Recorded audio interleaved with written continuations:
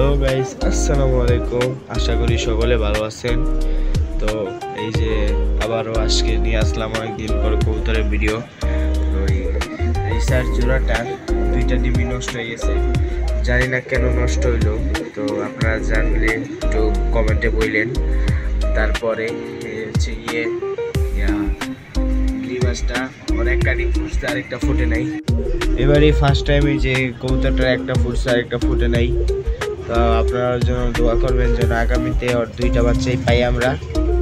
আর এই হচ্ছে সাবচিলা, ওর বাচ্চাগুলো একটা মজার বিষয় হচ্ছে গিয়ে ওর বাচ্চাগুলো আজকেই লোকে জবাই দেওয়ার সাথে সাথে ডিম পেড়া দিছে।